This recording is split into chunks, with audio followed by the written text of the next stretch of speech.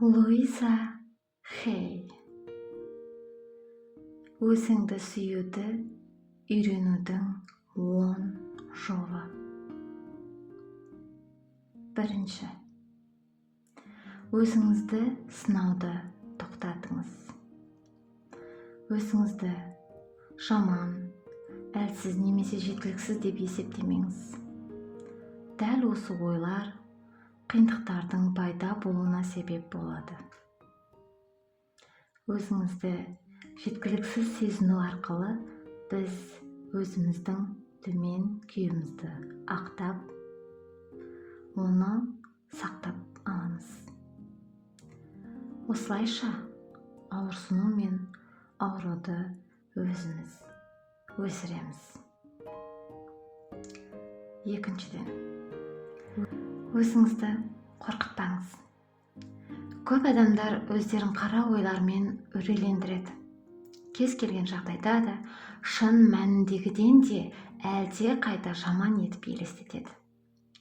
Ұсақ мәселелерді үлкен трагедияға айналдырады. Ойдың күші бар екенін ұмытпаңыз. Ең қорқыныштысы үнемі ең жаманын күтіп өмір сүру.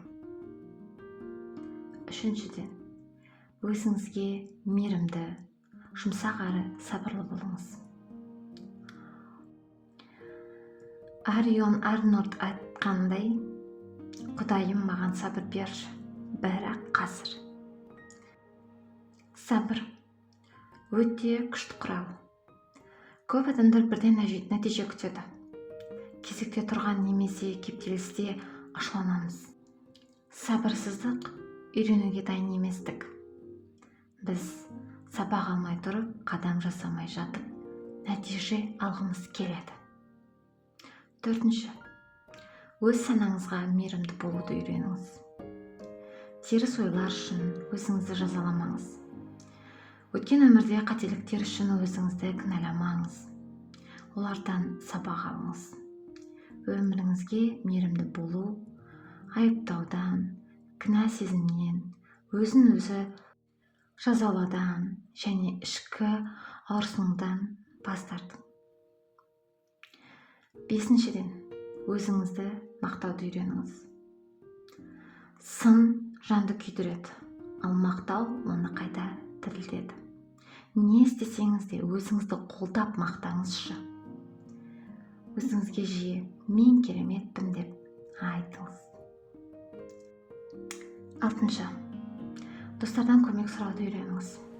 Көмек сұрау әлсіздік емес, керісінше күштің белгісі. Көпшілігіміз тек өзімізге сеніп, ешқашан көмек сұрамаймыз. Тек бәрін жалғыз өзіміз көтеріп, кейін өзіңізге ашуланғаннан көрі бір рет көмек сұрап көріңіз.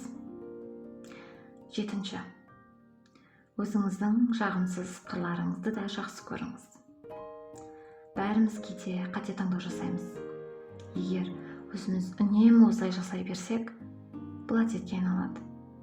Мұнда өте юмор қатты көмектеседі. Ол күйзелісті жеңілдетеді. Комедияларды көбірек көріңіз.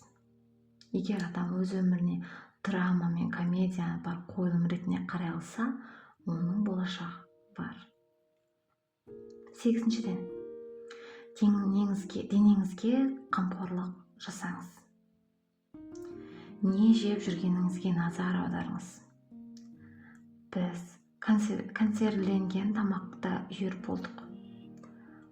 Түрлі диеталарға отырдық. Тамақ инструкциясының жарнамасына сендік. Не жеп, одан кейін өзіңді қалай сезінетініңді бақылау. Бұл өзіңнің сүюдің үлкен бір белгісі.